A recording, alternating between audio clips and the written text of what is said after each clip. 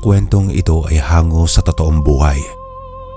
Karanasan nito ni Pael sa lugar ng Malaybalay, Bukidnon. Noong mga panahong ito ay tahimik at payapang naninirahan si Pael sa isang maliit na kubong gawa pa lamang sa amakan at pawid kasama ang kanyang butihing may bahay na si Loretta. Hindi man matibay ang kanilang tahanan, ay matatag naman ang pagsasama nilang mag-asawa. Sa gilid pa ng maisan nakatayo ang kubo nila na tila bahiwalay sa ingay ng mundo, pero sapat na ang katahimikan para matawag nilang tahanan. Nang mga panahong ito din ay pagsasaka ang pangunahing trabaho ni Pael. Si Loretta naman ay nag-aalaga ng gulay sa likod ng bahay at nagtatahi ng mga damit ng kapitbahay kung may nagpapagawa. Simple at payak lang ang pamumuhay nila. Yun ang matagal ng pangarap ni Pael magmula nang tumiwalag siya sa samang kinabibilangan niya noong wala pa siyang asawa. Kung hindi niyo po kasi naitatanong, ay isang batikang antingero siya noong kabataan niya. Maaga lang siya nagretiro nang makilala niya sa edad na 39 ang babaeng si Loretta at napangasawa ito. Nais niya kasing bigyan ng tahimik at maayos na buhay ang pamilyang bubuuin nila dahil alam niyang maaaring magdala ng kapahamakan sa mga mahal niya sa buhay ang pagiging antingero niya. Hindi taliwas sa kanyang kaalaman na may mga nilalang na ginagamit ang mga mahal sa buhay ng antingerong nais nilang talunin. Karamihan sa mga ito ay ginagawang pain o pinaghihigantian. Marami na siyang nasaksiyang pamilya na nasira dahil sa ganitong trahedya. Kaya naman nang magsama sila ni Loretta, ay itinago na niya ang mga tanga niyang anting-anting, agimat at pilit niyang kinalimutan ang mga aral ng lihim na karunungan na minsang humubog sa kanya. Sa ilang taon nilang pagsasama ng kanyang asawa, ay naging maayos naman ang kanilang pamumuhay. Tapos ay nanatili silang malayo sa gulo at mga aninong minsan na niyang kinalaban. Pero nagbago ang lahat nang isang hapon ay sabihin ni Loretta sa kanyang nagdadalang tao ito. Habang lumalaki ang tiyan ni Loretta, ay may kakaibang pagbabago ring napapansin si Pael sa paligid ng kanilang kubo. Bago pa dumilim ang paligid, ay nakakaramdam na siya na parang may mga matang nakamasid mula sa malayong parte kung saan tanaw ang bahay nila. Tuwing sasapit naman ang gabi, sabay-sabay na umaalulong ang mga aso sa baryo nila at hindi yung karaniwang taon na may dumaraan lang. Mahaba ang alulong ng mga ito at nakakapanindig talaga ng balahibo. Isang araw, habang naggagapas ng damo sa maisan si Pael, kasama ang kapitbahay at kumpare na si Jose, ay napatigil siya sa ginagawa niya nang marinig itong nagsalita. Paring Pael, narinig mo ba yung ingay ng mga aso nitong mga nagdaang gabi? Nakakakilabot ano? Hayaan mo na yon, paring Jose. Baka may nakikita lang na kung anong nilalang o elemento yung mga aso. Lilipas din yan pag nagsawa na. Kaya lang, iba talaga yung pakiramdam ko eh. Parang hindi basta elemento lang. May kakaiba sa alulong nila pare. Sabi pa naman ng matatanda, kapag umaalulong ang aso ng mga magkakasunod na gabi, eh may mamamatay daw. Pero ang mas nakakatakot kung aswang na naman ang gumagala dito sa baryo natin. Aswang? Paano mo naman nasabing aswang na naman? Eh kasi noong bata pa ako, napabalita na din dito na may mga gumagalang aswang. Dito na ako lumaki kaya naniniwala talaga ako sa ganyang mga nilalang. Ano ka ba naman paring Jose? Ang tanda mo na nagpapapaniwala ka pa sa ganyan. Naku, kahit na. Buntis pa naman ang misis mo. Magdoble ingat kayo pare. Huwag kang magdadalawang isip na humingi ng tulong sa akin. Kung sakasakali, sumigaw ka lang at dadating agad akong may dalang itak. Nako paring Jose, ang aswang kamo ang magdoble ingat sa akin. Maski dila niya, lalatayan ko talaga kapag nagkamali siyang lumapit sa amin. O siya, Bilisan na nga natin dito nang matapos na ito. Bagaman pinilit ni Pael na gawing biro ang mga sinabi ni Jose, ay may kaba pa rin na unti-unting nananahan sa loob niya. Dahil kung sakali mang totoo ang sinabi ng kumpare niya, ay mapipilitan siyang gamitin ulit ang kaalamang matagal na niyang itinago. Kinagabihan, habang natutulog siya sa tabi ng asawang si Loretta, naalimpungatan siya nang marinig ang mahinang kaluskos mula sa labas ng bahay nila at para bang may kumakaskas na matulis na bagay sa dingding nilang amakan. Nang tignan niya ang kanyang asawa, ay nasa kasarapan pa ito ng pagtulog pero nakalabas ang maumbok na tiyan sa may kumot. Dagli niya itong kinumutan at dahan-dahan siyang bumangon. Sa kamarahang sumilip sa siwang ng dingding at doon niya nasilayan ang isang aninong mabilis na tumatakbo sa bakuran nila. Kitang-kita niya ang kakaibang bulto nito dahil sa liwanag ng buwan sa kalangitan. Pero bago pa man siya makagalaw, bigla na lamang itong naglaho sa dilim. Kinabukasan, may natagpuan siyang mga bakas ng paa sa likod ng kubo nila. Patunay na hindi siya nagkamali sa iniisip niya. May aswang nga na dumalaw sa bahay nila nang nagdaang gabi. Doon niya napagtantong hindi naligtas ang asawa niya at sigurado siyang babalik pa ito. Anong ginagawa mo, Pael? Bakit mo inilabas ang mga damit na yan? Hindi ba't nangako ka na hindi mo na ulit gagamitin ang mga yan? Nagtatakang tanong ng asawa niya kinagabihan nang maabutan siya nito na inilalabas sa lumang baulang medalyon ng Arkanghel na minana niya pa sa yumaong ama. Isa iyon sa pinakamalakas niyang tangan noong aktibo pa siya sa pagiging antingero. Bago pa man siya makasagot sa asawa, ay bigla na lamang may kumalabog sa bubong ng kanilang kubo. Sa lakas at bigat nun ay yumanig pa bahagya ang bahay nila at ramdam niya ang paggulong ng malaking bagay pabagsak sa lupa. Hindi na nga sinagot ni Pael ang tanong ni Loretta. Sa halip ay mabilis niyang isinukbit sa kanyang leg ang kwintas ng medalyon ng Arkanghel at mariing sinabihan ng asawa na huwag lalabas ng bahay at siguraduhing walang ibang makakapasok. Mabilis naman na tumango ang asawa niya. Bagaman nagtataka, ay halatang pilit itong inuunawa kung ano ang nangyayari sa paligid nila. Nang makalabas ng bahay si Pael, tumambad sa kanya ang isang nilalang na hindi na bago sa kanyang paningin, ang aswang na tiktik. Pero sa pagkakataong ito, ay mas mataas ang nilalang kaysa sa karaniwang tangkad nito. Nanlilimahid ang katawan na animoy naligo sa grasa at ang mga mata nito ay nakamulagat na pulang-pula. Wala ding humpay sa pagtulo ang malalapot at mabahong laway. Idagdag pang nakalabas ang matulis at napakahabang dila. Hindi nag-aksaya ng oras si Pael. Agad niyang ibinaba ang kanyang katawan sa mababang posisyon tapos sabay hawak sa medalyon ng Arkanghel na nasa kanyang dibdib. Pikit mata naman niyang binigkas sa mga orasyon na inakala niyang kailanman ay hindi na niya gagamitin pa. Nang idilat naman niya ang kanyang mga mata, parang kidlat na sumugod sa kanyang aswang. Pero bago pa man ito tuluyang makalapit sa kanya, ay napahinto ito bigla sa tapat mismo ng mukha niya. Ilang pulgada na lang ang pagitan nilang dalawa, pero kahit anong pilit na pagkilos ng nilalang ay hindi nito magawang gumalaw. Ramdam ni Pael ang matinding presyon sa pagitan nilang dalawa ng aswang. At bago pa man humupa ang epekto ng unang orasyong binitawan niya, ay kagad niya itong sinundan. Nulos espiritus malignos, ad me luciceli, misercumda, amen.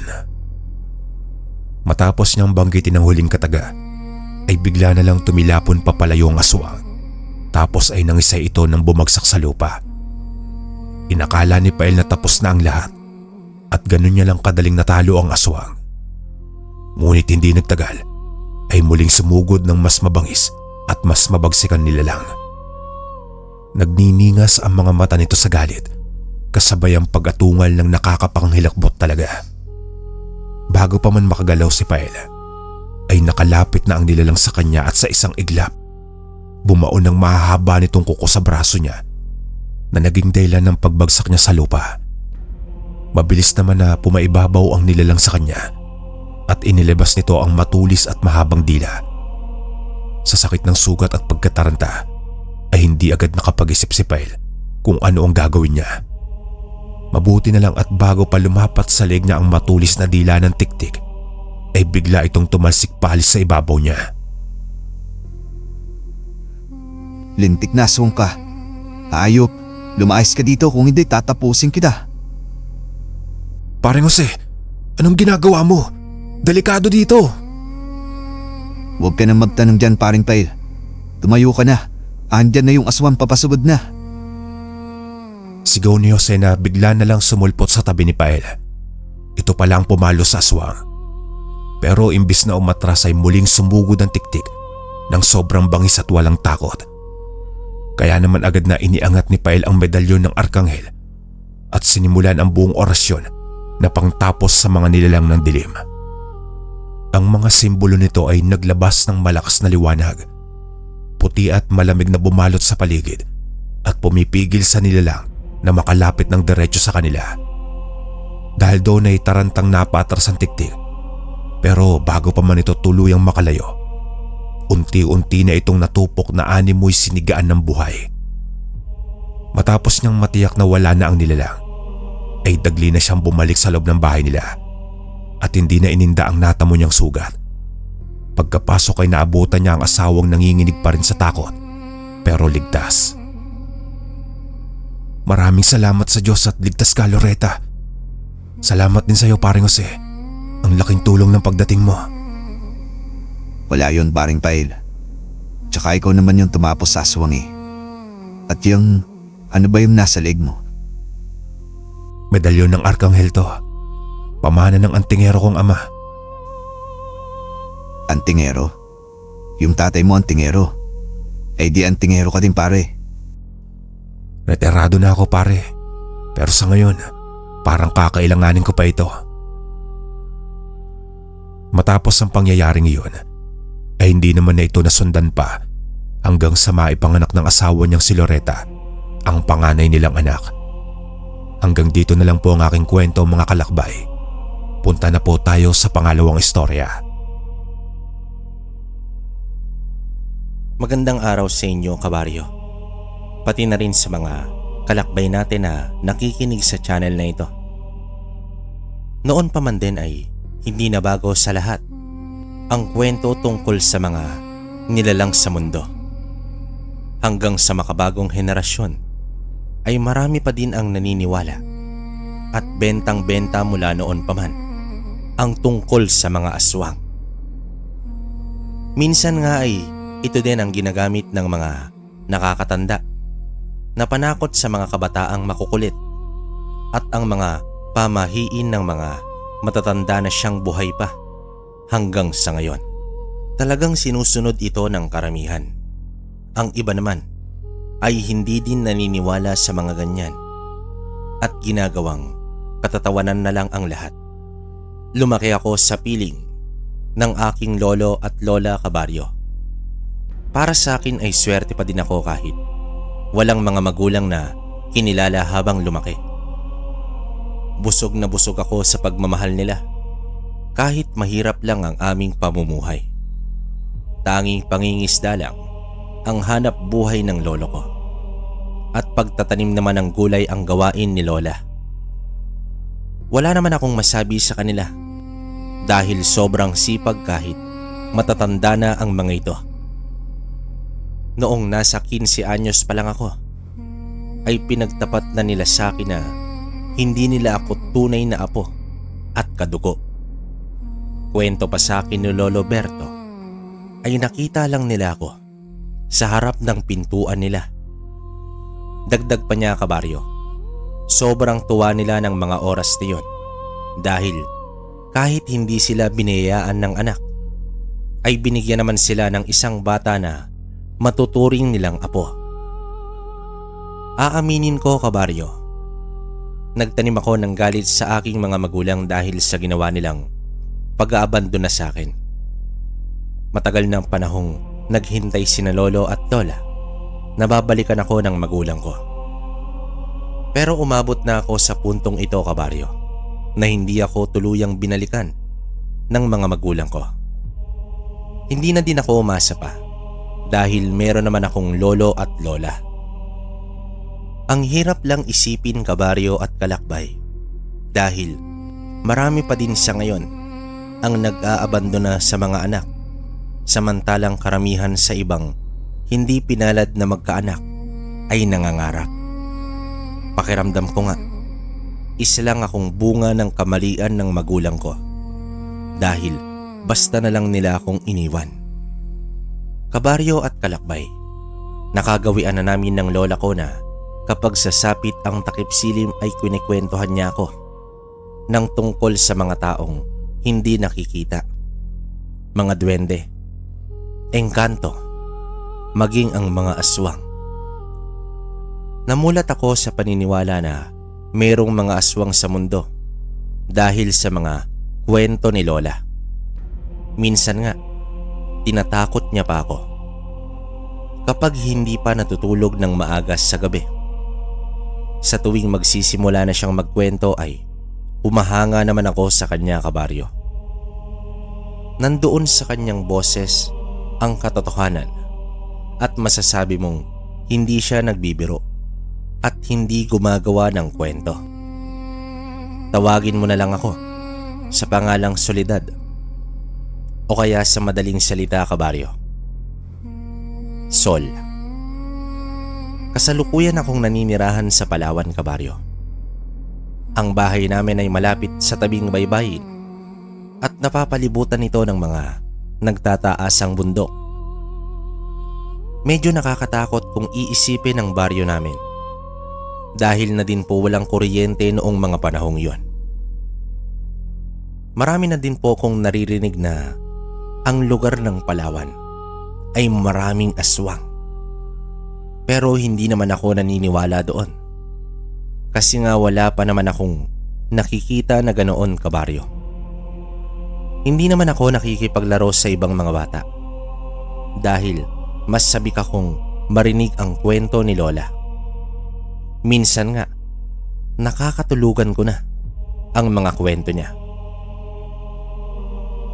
Akala ko nga ay hanggang kwento lang ang lahat at hindi ito nangyayari sa totoong buhay.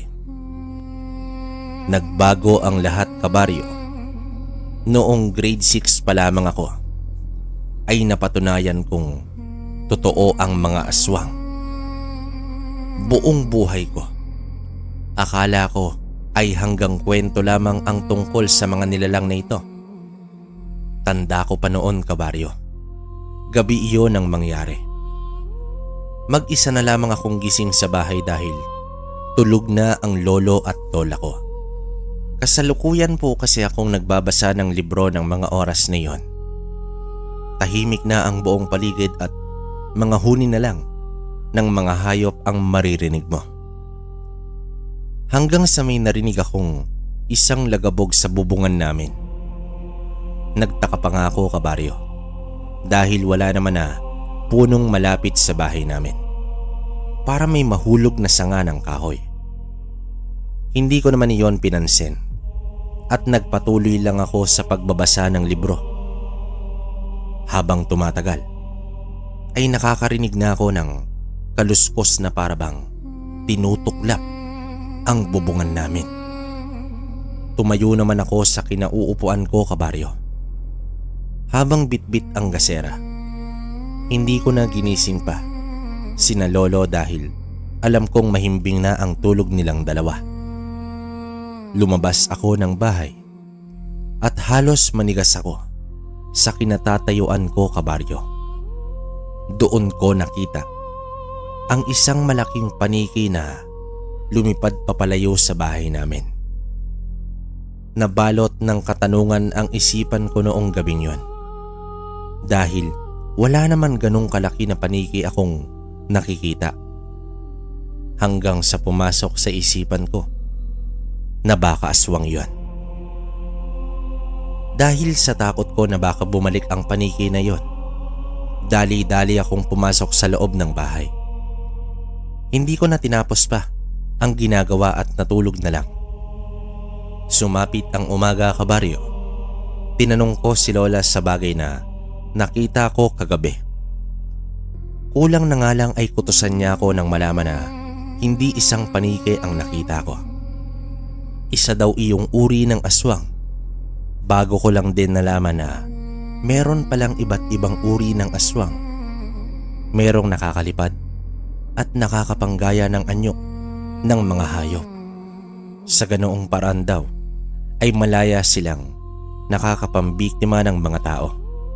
Sa susunod, Sol, kapag may nakita kang kakaiba o narinig na bago sa pandinig mo, ay gisingin mo kami ng lolo mo, ha? Sabi ni Lola matapos kong sabihin ang mga natuklasan ko kagabi. Pasensya na, Lola. Ang sarap po kasi ng tulog nyo kagabi at ang himbing pa. Sagot ko sa kanya habang umihigop ng isang mainit na kape. Hanggang sa umabot sa puntong kinakailangan kong umalis sa baryo namin at lumuwas ng bayan, kabaryo. Naganap ako ng pwedeng mapasukan na trabaho dahil naawa na ako sa aking lolo at lola. Sa tanda nilang iyon, dapat ay nagpapahinga na lang sila sa bahay. Nakapagtapos din ako ng kolehiyo dahil sa pagpupursige nilang tustusan ang pangangailangan ko. Gusto kong ibalik sa kanila ang lahat ng pagsasakripisyo nila. Gusto kong maranasan nila ang kaginhawaan ng buhay. Ayaw pa sana nila akong payagan, ngunit wala na silang nagawa dahil sa buo na ang desisyon ko. Ilang buwan na akong nasa bayan. Medyo malayo yon sa lugar namin, kabaryo. Linggo-linggo akong nagpapadala sa kanila ng pera. At sa tagal ko doon ay meron lang akong napansin na kakaiba. Palagi ko kasing napapansin na merong nakasubaybay sa akin tuwing nasa labas ako. At kahina-hinala din, kabaryo, yung babaeng palagi kong nauhuli na nakatingin sa akin at kung saan man ako pumunta ay lagi din siyang nandoon. Nakakaramdam ako ng kakaibang kaba sa kanya. Hindi ko na lang yon binigyan ng kakaibang mali siya at isinawalang bahala ko na lang. Lumipas pa ang ilang araw, mga kabaryo. Nakatanggap ako ng balita na merong sakit ang lola ko.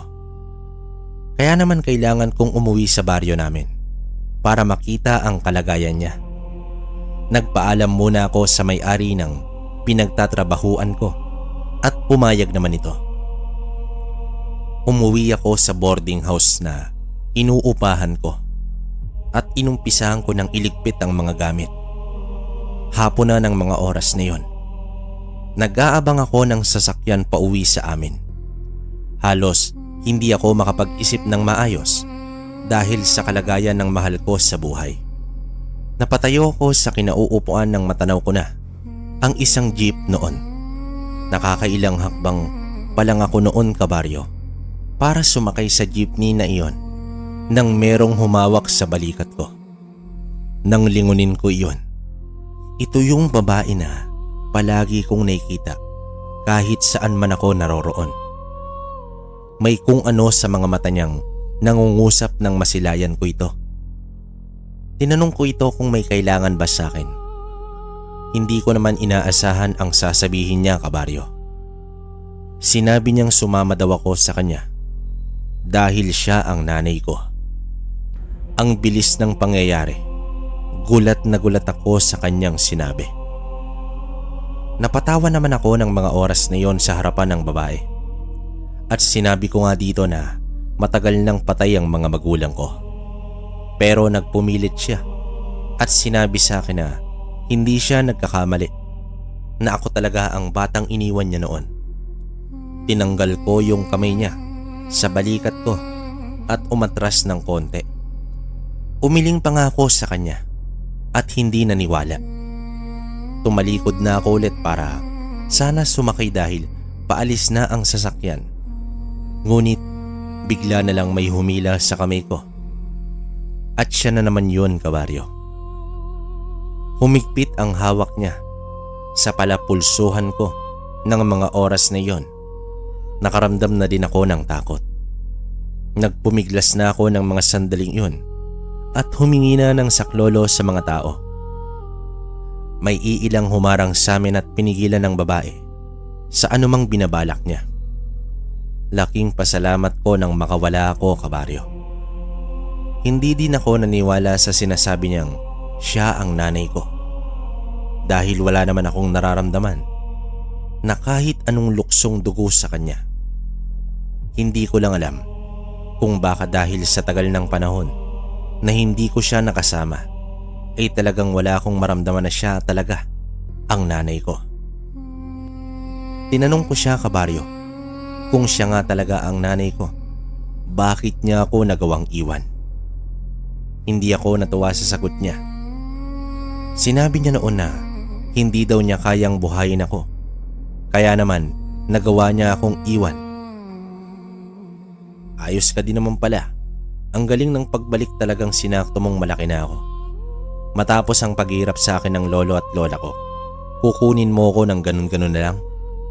Pasensya na, pero isa lang ang pamilya ko at hindi ikaw yon. Galit kong sabi sa kanya. Marami pa sana akong gustong sabihin sa kanya pero pinigilan ko na lang ang sarili ko dahil maraming tao noon. Patawarin mo ko, anak. Andito na si nanay. Pwede na tayong magsimula ng tayo lang.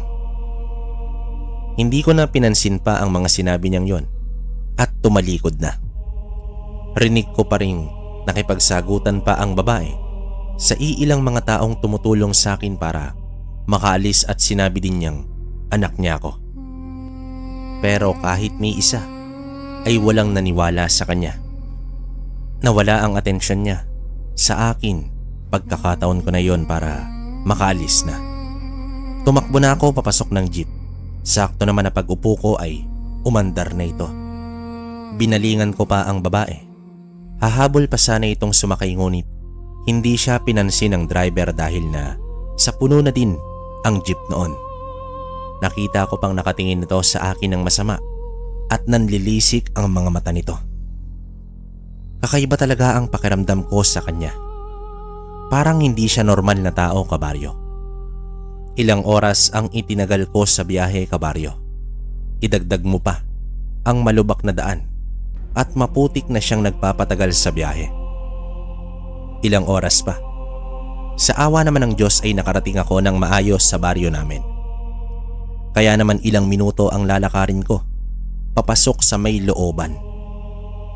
Pagdating ko sa unahan ay wala nang kabahayan akong nadadaanan dahil ilang metro na ang pagitan ng mga bahay. Malayo pa lang ako ay nakikita ko na ang ilaw sa bahay namin. Aaminin ko, kabaryo, na-miss ko ang bahay namin. Nang malapit na ako, ay tinawag ko na ang pangalan ni Lolo. Nakita ko naman ito na dumungaw sa may bintana at nagulat pa ito nang makita ako. Nang makapasok na ako sa loob ay nagmanaw ko sa kanya at agad ko namang hinanap si Lola.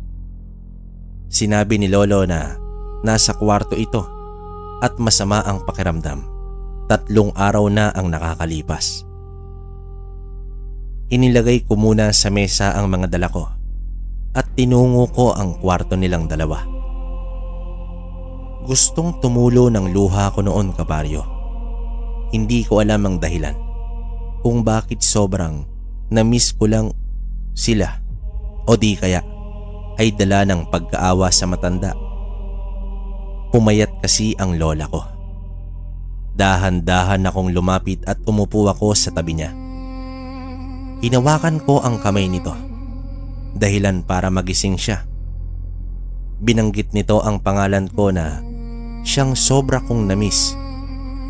Ilang araw pa ang lumipas, kabaryo.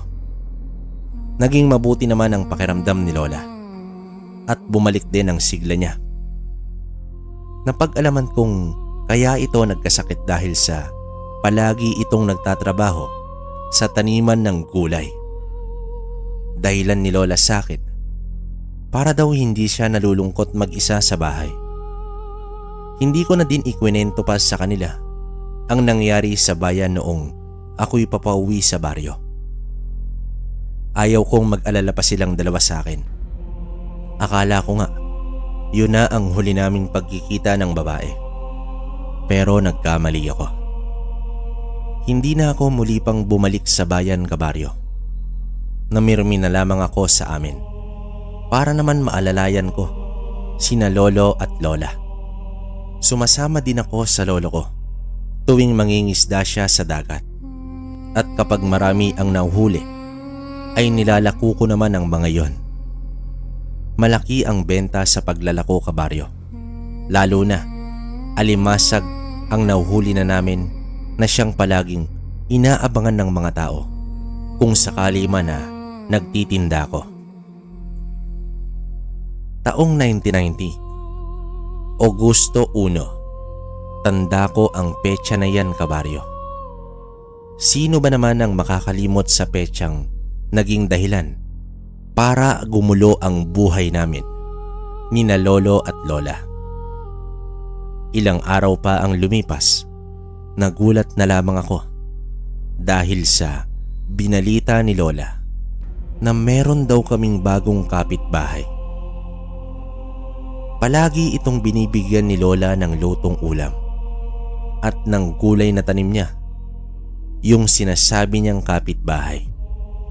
Galing ako sa tabing baybay para hintayin ang pagdating ni lolo. Ilang saglit pa ay nakita ko nang dumaong sa pangpang ang bangka niya. Masaya ko siyang sinalubong at tinulungan siyang magbuhat ng mga isda niyang nahuli. Tanaw ko naman si lola sa labas ng bahay na merong kausap na isang babae. Hindi ko makita ang itsura nun dahil nakatalikod ito sa amin. Pero pamilyar sa akin ang figura nito. Pumasok naman sa isip ko yung babaeng nagpakilala na siya ang nanay ko. Napahinto pa ako saglit na siyang ipinagtaka ni lolo. Tinanong niya ako kung maayos lang daw ba ako. Ngumiti naman ako sa kanya ng malapad at tumango, saka ipinagpatuloy ang paglalakad. Habang papalapit kami sa pwesto nila lola, ay hindi ko namang maiwasang kumabog ang puso ko. Mas dumoble ang kabog ng puso ko, kabaryo, dahil sa nakilala ko na ang kausap ni lola. Nakangiti ito sa akin ng malapad na parabang nagsasabi na hindi ko siya matatakasan. Natuod ako sa aking kinatatayuan. Hindi ko naman alam, kabaryo, kung normal lang ba sa tao ang makaramdam ng kakaiba sa kapwa-tao. Nabalik lang ako sa wisyo nang ipakilala ako ni lola sa babae na siyang nalaman ko ang pangalan ay si Beth. Ang ganda naman ng apo mo na Isaling. Sigurado kung maganda din ang nanay niya. Alam kong nagkukunwari lang si Aling Beth sa harapan ni lola dahil sarili niya ang tinutukoy niyang nanay ko. Nako Beth, hindi ko masasabing maganda ang nanay niya dahil hindi ko naman nakita. Basta para sa akin, maganda ang apo ko. Pagmamalaki ni lola, agad naman akong nagpaalam na papasok na ako sa loob ng bahay. Iniwan ko na sila doon, kabaryo, dahil hindi ako komportable sa presensya ni Aling Beth. Narinig ko pa ang usapan nila. Nagtatanong si Aling Beth kay lola kung nasan daw ang mga magulang ko. Hindi na ako magtataka kung naikwento na ni lola ang tungkol sa akin. Maya-maya pa ay natapos na din ang pag-uusap nila at pumasok sa loob si lola. Tinanong ko naman ito kung ano ang napagkwentuhan nila. Katulad ng inaasahan ko, ay nasabi niya nga dito na isa lang akong ampon at hindi nila tunay na apo. Mabilis sumapit ang hapon, kabaryo. Naghanda na ako ng makakain namin at nang matapos na ay nagsimula na kaming kumain. Nagsalita naman si lola tungkol kay Aling Beth. Meron daw itong importanteng sadya dito sa baryo namin. Kahit hindi ko pa alam kung ano iyon, ay malakas ang kutob ko na ako ang sadya nito. Tahimik lang ako habang sumusubo ng pagkain at nakikinig sa mga kwento ni Lola. Nalaman din namin na merong isang bagay na kukunin si Aling Bet dito sa lugar namin. Hanggang naisipan kong tanungin si Lolo at Lola na kung sakali man na biglang magpakita sa amin ang tunay kong magulang at kunin ako, ano ang magiging desisyon nila? Ibibigay ba nila ako o hindi? Sa tanong ko na iyon, kabaryo, ay natahimik silang dalawa at nag-iisip ito ng mga isasagot sa akin. Sabi naman ni Lola na kung mangyayari man daw yon ay nasa akin pa din ang desisyon kung kanino ko sasama dahil wala naman daw silang karapatan simula at sa pool pa lamang. Hinintay ko naman ang sagot ni Lolo. Ang sabi niya sa akin ay hindi siya papayag na makuha ko ng tunay kong magulang dahil noon pa man ay naghintay silang balikan ako at walang nangyari. Napamahal na daw ako sa kanila at kahit ano pa ang mangyari ay hindi ako ibibigay ni Lolo. Magkamatayan na daw ang lahat kahit na alam niyang wala siyang laban. Sinabi ko naman sa kanila na iisa lang ang pipiliin ko kung mangyari man yun.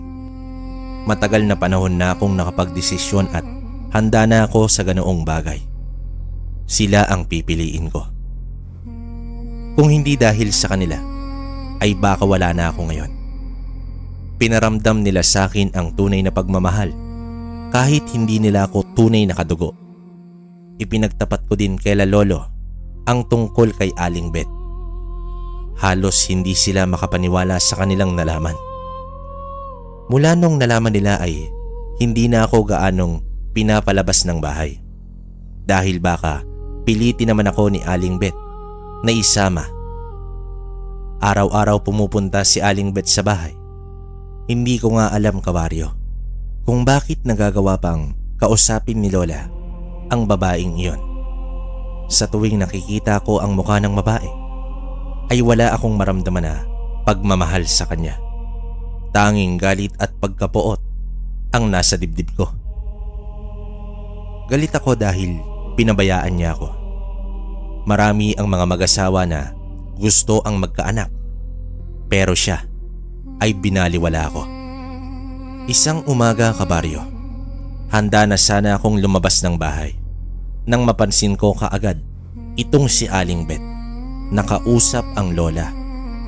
Noong una ay maayos naman silang nag-uusap hanggang sa narinig ko na lang na tumaas ang boses niya. Nagpupumilit siyang pumasok sa loob ng bahay. Hindi niya lang magawa dahil hinaharangan siya ni Lola. Ganoon na lang ang gulat ko nang bigla niyang tinulak si Lola dahilan para mapasalampak ito sa lupa. Napatakbo ko nung mga oras na iyon, kabaryo, at dahil sa namumuong galit ko sa ina ko ay bigla ko siyang tinulak. Wala na akong pakialam kung sabihin man niyang wala akong respeto. Agad ko namang itinayo si Lola at sa galit na binalingan ang nanay ko. Akma sana niyang hahawakan ng mabilis kong inilayo ang aking sarili. Umalis ka na dito. Hindi ako naniniwalang ikaw ang nanay ko. Wala na akong magulang mula noon pa. Kaya naman wala ka nang babalikan dito. Umalis ka na. Galit kong sigaw sa kanya at pinagtulakan palayo. Hinawakan naman ako ni Lola para patigilin sa ginagawa. Kahit ano pang sabihin mo, walang magbabago. Ako ang nanay mo at ako ang may karapatan sa'yo. Kaya sumama ka na sa akin. Pangako, anak. Babawi si nanay sa lahat ng pagkukulang. Napailing ako sa mga sinabi niya noon, kabaryo. Sinabi ko sa kanya na mula nang iwan niya ako ay wala na siyang karapatan sa akin. Sinabi ko din na wala siyang kwentang nanay dahil hindi magagawa ng butihing ina ang iwan ang kanyang anak. Sa sinabi kong yun ay bigla na lang itong tumawa na parang isang baliw sa harapan naming dalawa. Bigla namang dumating si Lolo at naabutan kami sa ganoong sitwasyon. Bago pa man umalis si Aling Bet ay nag-iwan siya ng katagang babalik siya at sa pagkakataon na iyon ay makukuha niya na ako. Agad naman siyang pinagsalitaan ni Lolo na wala siyang makukuha. Napatago ko sa likuran nila Lolo at Lola nang manlisik ang mga mata ni Aling Bet. Binantaan niya ang buhay ni na Lola na merong mangyayari kapag nagpumilit silang hindi ako ibigay kabaryo. Galit na galit si Aling Bet nang umalis. Hindi ko siya kayang tawaging nanay dahil hindi iyon nababagay sa kanya. Ilang araw ang lumipas, hindi na namin nakita pa si Aling Bet. Pero tuwing sasapit ang gabi, ay may kakaiba kaming nararamdaman palaging merong kung anong ingay ang nagmumula sa bubungan namin. Sa tuwing lalabasin iyon ni Lolo, ay wala naman siyang makitang kakaiba. Hanggang sa nasanay na din kami sa ingay na iyon tuwing sasapit ang 12:00 ng gabi. Tumulong ako kay Lolo na ihanda ang mga gagamitin niya sa kanyang pangingisda. Gusto ko sanang sumama sa kanya sa laot, pero hindi niya naman ako pinayagan at sinabing manatili na lamang sa bahay dahil may iiwan daw mag-isa itong si Lola. Pumayag naman ako sa mga sinabi niya. Bandang 7:00 ng gabi ay kami lang ni Lola ang naiwan sa bahay. Akmang isasara ko na ang pintuan noon, kabaryo, nang makita kong muli itong si Aling Bet. Nakatayo ito sa labas. Kaya naman tinawag ko si Lola para sabihin ang aking nakita. Hindi din makapaniwala si Lola na bumalik na si Aling Bet. Lumabas si Lola at sinabing kahit anong mangyari ay huwag akong susunod sa kanya. Tumango ako at pinagmasdan lang silang dalawa. Maya-maya pa, kabaryo, ay bigla niya na lang inataki itong si Lola. Kaya naman napasigaw ako at tumakbo sa gawi nila. Nakita kong nasugatan si Lola sa kamay. Nagalit ako ng gusto sa babaeng nasa harapan namin. Kaya naman ang ginawa ko ay sinugod ko siya. Wala akong ibang gustong gawin kundi ang gantihan ang babae. Masakit para sa akin na makitang sinasaktan ng ibang tao ang mahal ko sa buhay. Kahit anong gawin mo, hindi ako sasama sa'yo. Para sa akin, matagal nang patay ang tunay kong magulang. Sigaw ko noon kay Aling Bet. Ayaw kitang saktan dahil anak kita. Pero dahil sa matigas ang ulo mo, wala na akong pakialam kung masasaktan man kita sa gagawin ko. Ang importante makuha kita. Galit niyang sabi sa akin. Bigla niya na lamang akong hinila sa kamay, kabaryo, at pilit na isinasama. Narinig ko pa ang boses ni Lola kaya naman ay nilingon ko ito. Para makaligtas sa kamay ni Aling Bet, kabaryo, kinagat ko iyon ng malakas at nabitawan niya ako. Tumakbo ko kay Lola pero naabutan pa din ako. Nakita kong kumuha ng isang kahoy si Lola at inihampas niya iyon kay Aling Bet. Agad kong niyakap si Lola. Napatras pa kami ng sabay dahil sa nakita ko, kabaryo. Bigla na lang kasing nagbago ang anyo ni Aling Bet. Naging pangit itong babae. Matulis ang mga kuko at ang ngipin na matutulis din. Nanlilisik ang kanyang mga mata, kabaryo. Halos maihina nga ako sa aking salawal dahil aswang pala ang babaeng kaharap namin. Sinabi niyang sumama na lang ako at wag nang magmatigas para hindi na madamay si Lola. Hindi ko alam ang gagawin ng mga sandaling yon dahil ayokong sumama sa kanya at ayaw ko din na mapahamak pa si Lola. Nagmatigas pa din ako, kabaryo, na mas lalong ikinagalit niya. Inatake niya naman kami at sinabing kung hindi lang din niya ako mababawi ay mas maganda nang mamatay na ako kasama ng mga bago kong pamilya. Hindi ko inaasahan ang sunod na nangyari. Bigla na lamang akong tinulak ni Lola at siya ang napatumba sa lupa kasama itong babae. Akma ko sanang hahatawin si Aling Bet ng oras na iyon nang sinabi ni Lola na umalis na ako at wag na siyang intindihin. Itakas ko na daw ang sarili ko, kabaryo. Ayaw ko pa sanang iwan si Lola, kaya naman agad akong tumakbo papalayo patungo sa may baybay. Nagbabaka sakaling may mahihinga ng tulong pero bigo ako. Ilang saglit pa ay naaninag ko na ang isang ilaw na papalapit noon sa baybay. Kung hindi ako nagkakamali, kabaryo, isa iyon sa mga mangingisda. Agad akong lumapit sa bangka na dumaong. Ganoon na lamang ang pasasalamat ko, kabaryo, dahil si Lolo pala ang dumating.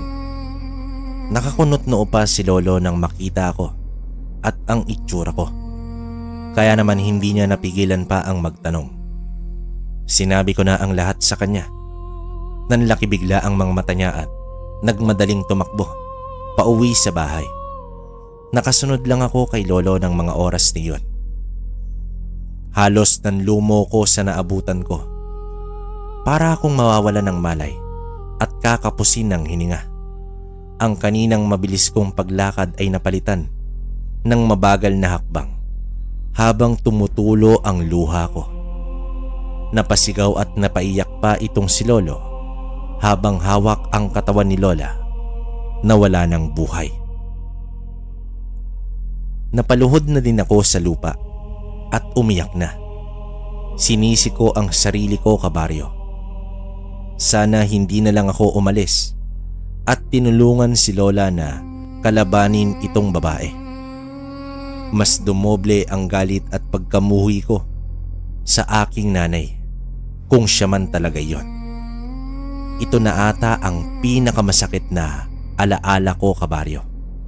Nang dahil sa akin ay napahamak ang isang taong nagmahal sa akin ng lubos. Halos hindi ko na din makita ang nasa paligid dahil sa mga luha ko. Sinundan ko ng tingin si Lolo. Binuhat niya ang katawan ni Lola papasok sa loob ng bahay. Hindi ko nagawang pumasok sa loob ng kwarto at makitang hindi na humihinga itong si Lola. Habang nakaupo ko sa labas ng pintuan, ay paulit-ulit kong narinig ang sinabi ni Lolo na sana ay hindi na lang siya umalis. Pakiramdam ko noon, kabaryo, ipinanganak akong malas sa mundo. Bakit kailangan pang mawala ang mga nag-alaga at nagpahalaga sa akin? Siyam na gabing ibinurol si Lola sa amin bahay. Marami ang nakiramay at ang iba ay nagtatanong kung ano ang dahilan ng ikinamatay. Sinabi lang namin na merong sakit si Lola.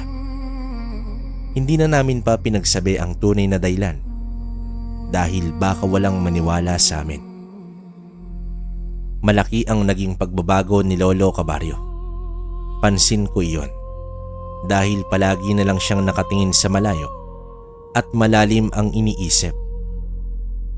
Ramdam ko rin ang biglang pag-iba ng pakikitungo niya sa akin. Sobrang sakit, kabaryo. Iyon bang wala akong mapagsabihan ng problema at bigad sa dibdib. Alam ko din na ako ang sinisisi ni Lolo sa nangyari at tanggap ko yon dahil sa akin naman nagsimula ang lahat. Matapos ang libing ni Lola, kabaryo, sobrang tahimik ng bahay. Parang hangin na lang ang turing sa akin ni Lolo. Hindi ako sanay na hindi kami nag-uusap. Hindi ako sanay sa mga ikinikilos niya. Hanggang sa maglakas loob na akong lumapit sa kanya at humingi ng tawad paulit-ulit. Wala itong naging kibo, kabaryo. Pareho kaming nasasaktan at hindi pa handa sa nangyari. Pero wala kaming magagawa dahil may plano ang Diyos. araw-araw ay lungkot ang bumabalot sa buong bahay. Wala na yung dating masigla na lolo ko. Simula nang mawala si lola, lahat ay naglaho. Kaya nga minsan, kabaryo, iniisip ko na lang na kung umalis na lang ako, dahil baka sa tuwing nakikita ko ni lolo ay hindi niya malimutan ang nangyari. Hindi naman talaga basta-basta makakalimutan ang ganitong pangyayari. Pero nakikita ko sa akin si lolo na nanay ko ang pumatay kay lola. Isang gabi noon, kabaryo, nakita ko si lolo na mag-isa sa labas ng sala. Nakatingin ito sa langit. Awang-awa ako sa lolo ko sa tuwing nakikita ko siyang lumuluha sa isang tabi. Saksi ako sa pagmamahalan nilang dalawa. Lumapit ako sa kanya at sinabi ang lahat.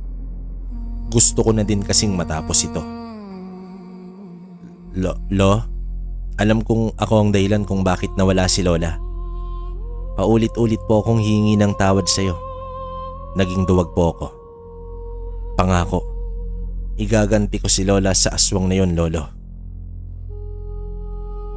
Wala pa din imik si lolo sa mga sinabi ko. Hindi mo kailangan gawin yon. Ako mismo ang gaganti para sa lola mo.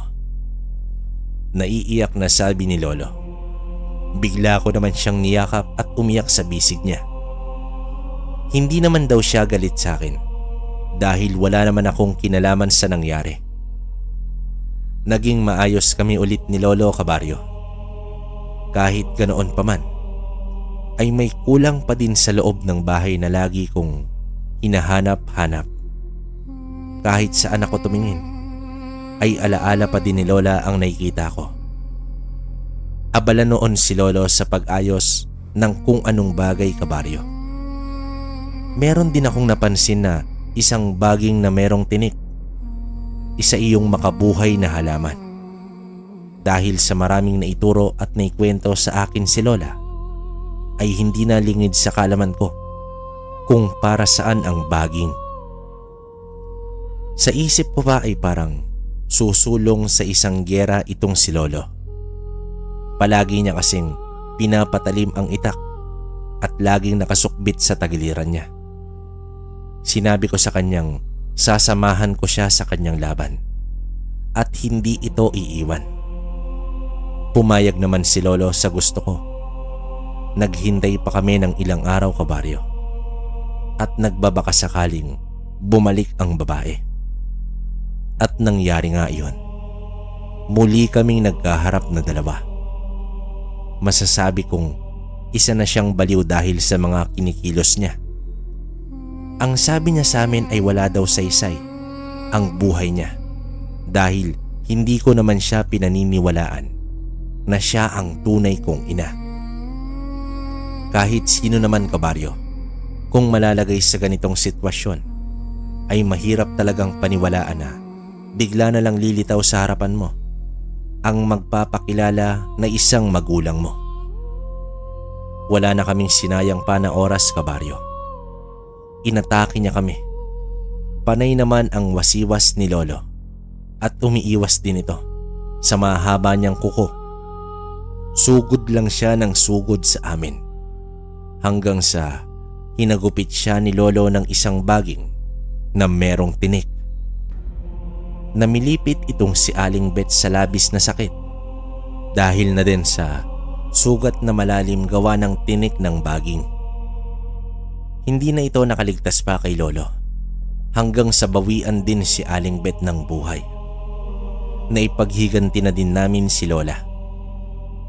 Wala na akong naramdaman na kahit anong awa, kabaryo, kay Aling Bet dahil na din siguro sa mahabang panahon ang lumipas bago siya nagpakita at binalikan ako. Lumipas noon ang ilang buwan, kabaryo. Namatay din si lolo dahil sa sobrang tanda na nito. Noong una ay hirap akong tanggapin na binawi na sa akin ng Diyos ang dalawang mahal ko sa buhay. Hanggang sa naisipan kong lisanin ang baryo namin. Napadpad na ako sa syudad ng Kamaynilaan, kabaryo. At doon ko nga nakilala ang lalaking makakasama ko sa pagtanda. Nagpakasal kami ni Eddie at biniyayaan ng anak. Sa tuwing sasapit ang gabi, ay kinikwentohan ko sila ng tungkol sa mga aswang, katulad noong ginagawa sa akin ni Lola. Hindi rin lingid sa kaalaman ng asawa ko ang nangyari noong nasa probinsya ako. Namuhay kami ng tahimik at maayos, kabaryo. Hindi na din ako bumalik sa dati naming lugar dahil sa pangit na alaala. Kahit kailanman ay hindi ko kinalimutan ang mga masasayang alaala namin nila lolo at lola. At magpahanggang ngayon ay mananatiling buhay sa puso at isipan ko ang mga masasayang alaala ng kahapon. Kabaryo, hanggang dito na lang ang kwento ko. Maraming salamat po sa inyo ni Sir Proy. Isa po ko sa mga nakikinig sa channel nyo. Nakapag-subscribe na din po ako sa lahat ng channel nyo. Uunahan ko na po. Maraming salamat kung babasahin nyo ang liham kong ito. Naway meron kayong mapulutang aral at may makuha kayo sa kwento ko. Yun lamang mga kabaryo. Muli, Sol. Salamat. Mga kalakbay at kabaryo, hanggang dito na lang po ang kwento natin ngayong araw. Maraming salamat po.